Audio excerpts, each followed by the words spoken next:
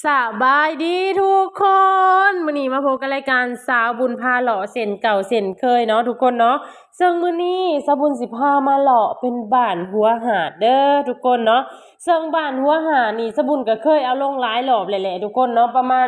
2 รอบได้แล้วเนาะทุกคนเนาะแต่ว่าก็ยังมีหลายๆคนหันคอกันเข้ามาเนาะทุกคนเนาะแต่น่าจะเป็นว่าคลิปก่อนของสาวบุญหันมันบ่ขึ้นฟีดเนาะทุกคนเนาะเพิ่นก็เลยบ่เห็นเพิ่นก็เลยขอกันเข้ามาอีกเทื่อนึงแต่ถามว่าได้บ่ก็ได้คือเก่าเนาะทุกคนเนาะซึ่งบ้านหัวหาดนี่ก็เมืองไซภูทองแขวงสวรรณเขตสปปลาวเฮานี่เองเนาะทุกคนเนาะซึ่งมื้อนี้สาวบุญมาจากบ้านบุงนาดีเด้อทุกคนเนาะก็คือถ่ายมาโซนทางนั้นแล้วก็จะพาเลาะเลยเนาะทุกคนเนาะซึ่งบ้านหัวหาดนี่เป็นบ้านหนึ่งที่มีชายแดนติดกับแม่น้ำคองเด้อทุกคนเด้อแล้วก็มีชายแดนติดกับบ้านส่วนทางนี้เนาะทุกคนเนาะส่วนทางนี้จะติดกับบ้านท่าโพและก็อีกส่วนหนึ่งหันจะติดกับบ้านบุงนาดีเนาะทุกคนเนาะแล้วก็อีกข้างทางนึงก็จะติดกับบ้านสะบุญเองก็คือบ้านสมสะอาดเนาะทุกคนเนาะเซิงบ้านเพิ่นก็มีชายแดนติดจอดอยู่3บ้านด้วยกันเนาะทุกคนเนาะแล้วสะบุญจะพามาเลาะเลยเซิงบ้านหัวหาดนี่เส้นทางลักเส้นทางหลวงของเพิ่นหรือว่าเส้นทางใหญ่นั่นเป็นเส้นทางดำพาบ้านเด้อทุกคนเนาะเพราะว่าโซนทางนี้หันจะเป็นเส้นทางดำพาบ้านเบิดเลยเนาะทุกคนเนาะแล้วถามว่าเส้นทางหน่อยได้สะบุญเนาะบ่ว่าสิเป็นเส้นทางหน่อยเส้นทางซอยเนาะทุกคนเนาะเพิ่นก็มีการเทคอนกรีตเนาะเป็นทางคอนกรีตการสัญจรไปมาก็คือสะดวกสบายเนาะทุกคนเนาะถ้าไผจะไปถ้าไผจะมากังวลเรื่องเส้นทางกังวลเรื่องหรือเป็นหลุมเป็นบ่อก็คือบ่ให้กังวลเลยเนาะทุกคนเนาะก็คือเส้นทางเพิ่นหันก็คือดีเนาะทุกคนเนาะการสัญจรไปมากะสะดวกสบายหลายๆคนคอกันเข้ามาสะบุญก็เคยมาล้ำให้เนาะทุกคนเนาะก็เคยเอาลงไป2-3 รอบเลยแหละมาเฮามาเริ่มกันเลยทุกคนสะบุญจะพามาเบิ่งบ้านเฮือนของประชาชนเลยเนาะว่าบ้านเฮือนของประชาชนของพี่น้องชาวบ้านหัวหาดนี่เป็นจังไดเนาะการเป็นอยู่เป็นจังไดการอยู่การกินเป็นจังไดเดี๋ยวเฮามาเบิ่งกันเลยทุกคนเนาะบ้านหัวหาดนี่ก็เป็นอีกบ้านนึงที่เฮ็ดกสิกรรมหรือว่าเฮ็ดเกษตรเด้อทุกคนเนาะบ่ว่าสิเป็นการปลูกฝังเลี้ยงสัตว์เนาะบ่ว่าสิเป็นการปลูกข้าวเนาะทุกคนเนาะเพราะว่าประชาชนลาวเฮาทั้งประเทศเลยแหละทุกคนเนาะส่วนหน่อยที่ว่าเฮ็ดธุรกิจส่วนหลายหันจะเฮ็ดการเกษตรก็คือการปลูกข้าวการเลี้ยงสัตว์เพื่อค้าขายเนาะทุกคนเนาะบ่ว่าสิเป็นเลี้ยงหมูเนาะบ่ว่าสิเป็นการเลี้ยงหมูบ่ว่าสิเป็นการเลี้ยงงัวบ่ว่าการสิเป็นการเลี้ยงควายเนาะทุกคนเนาะและก็บ้านเพิ่นก็ยังมีการปลูกยางพาราเด้อทุกคนเนาะเพราะว่าสะบุญก็สังเกตเห็นหลายสวนอยู่เนาะทุกคนเนาะก็มีการปลูกยางพาราเนาะทุกคนเนาะเป็นอาชีพเสริมเนาะอ่าแลลงมาโซนทางนี้ที่เฮาเห็นแม่น้ำหันจะเป็นแม่น้ำคองเด้อทุกคนเนาะก็คือเป็นแม่น้ำคองเป็นแม่น้ำสายหลักของประเทศลาวเฮาก็คือบ้านหัวหาดน่ะจะติดกับโซนแม่น้ำคองและอีกอาชีพหนึ่งของพี่น้องบ้านหัวหาดเนาะทุกคนเนาะก็คือการหาปูหาปลาตามลำแม่น้ำคองเนาะการหาปูหาปลานี่ก็เป็นเศรษฐกิจหรือว่าเป็นการหาเงินอีกทางหนึ่งได้ทุกคนเวลาที่เฮาหามาได้หลายเนาะเฮาก็เลือกกินแล้วเฮาก็ขายเนาะทุกคนเนาะก็เป็นอาชีพหนึ่งของประชาชนอีกเนาะทุกคนเนาะหลังจากนั้นสะบุญสิพามาเลาะเป็นโซนข้างวัดเด้อทุกคนเนาะวัดบ้านเพิ่นหันก็จะมี2วัดเด้อทุกคนบ้านหัวหาดจะมี2วัดวัดที่เฮาเห็นนี่มีชื่อว่าวัดสมสะอาดเนาะทุกคนเนาะจะเป็นวัดติดแคมป์คลองแบบนี้เลยและก็บ้านหัวหาดนี่นะทุกคนเพิ่นจะมีท่าเรือเนาะเพิ่นจะมีท่าเรือ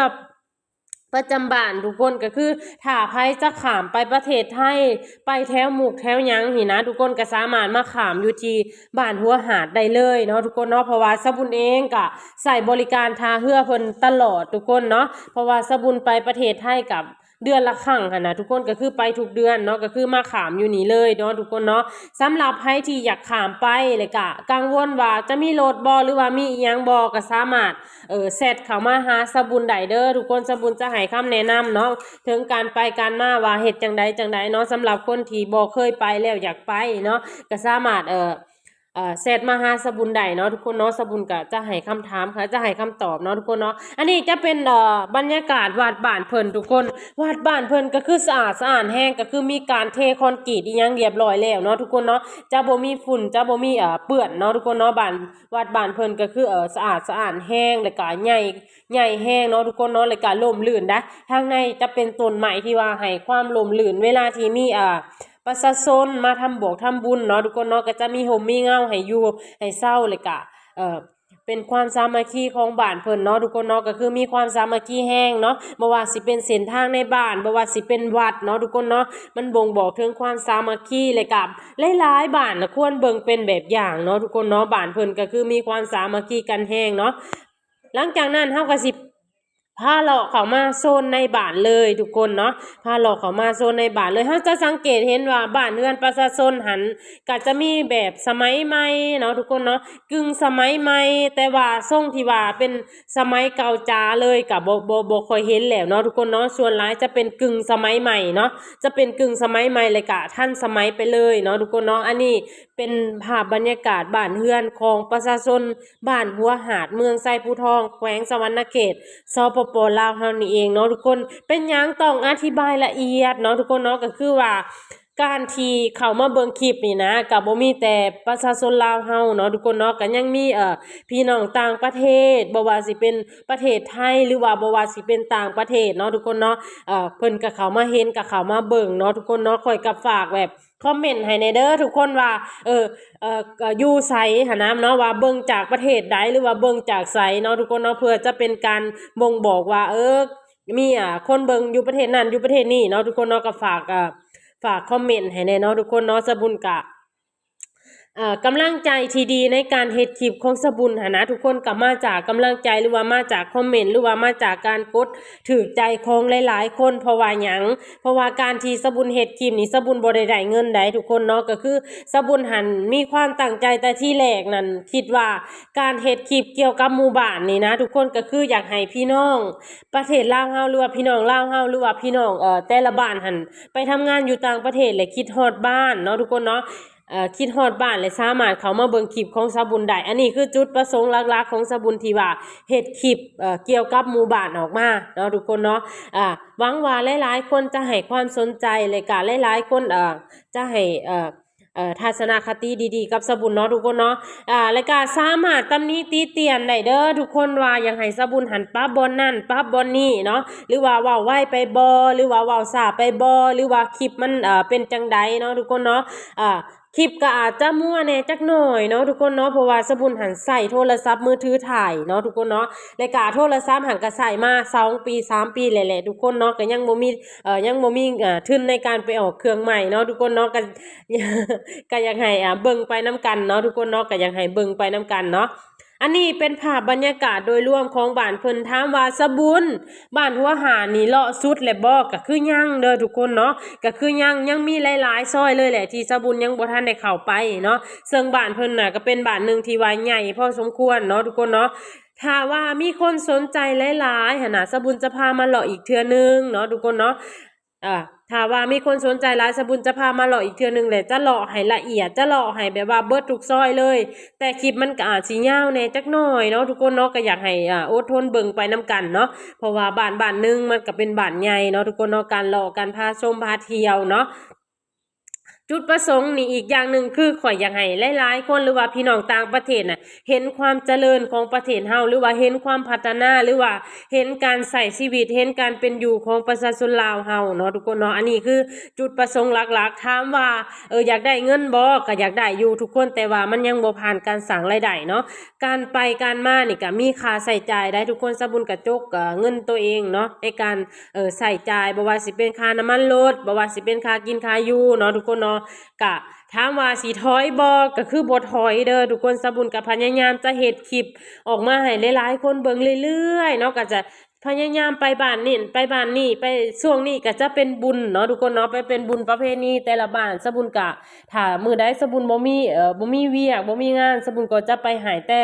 ถ้ามื้อใดสะบุญหันติดเวียกติดงานเนาะก็อาจสิไปบ่ได้เนาะทุกคนเนาะแต่ก็สิพยายามเคลียร์เวียกเคลียร์งานแล้วก็สิพาทุกคนไปเลาะเนาะทุกคนเนาะสิพาทุกคนไปเลาะบ่ว่าสิเป็นบ้านนั่นบ่ว่าสิเป็นบ้านนี่บ่ว่าสิเป็นงานบอกงานบุญเนาะสะบุญก็สิพาทุกคนไปเลาะเบิ่งประเพณีความเป็นมาของประเทศลาวประเพณีหรือว่าฮีตของประเพณีฮีต12ของ14ของบ้านเมืองเฮาหรือว่าของประเทศลาวนี่เป็นจังใดเนาะทุกคนเนาะอันนี้คือจุดประสงค์หลักๆที่สะบุญอยากจะสื่อให้หลายๆคนเบิ่งอยากจะสื่อให้พี่น้องต่างชาติหรือว่าต่างประเทศได้เบิ่งเนาะทุกคนเนาะอันนี้คือจุดประสงค์หลักๆของสะบุญเนาะทุกคนเนาะถามว่าเงินแน่สะบุญเงินก็คือจุดประสงค์หนึ่งแต่ว่ามันก็ยังบ่ได้ก็ค่อยๆเฮ็ดไปเนาะทุกคนเนาะก็ฝากทุกคน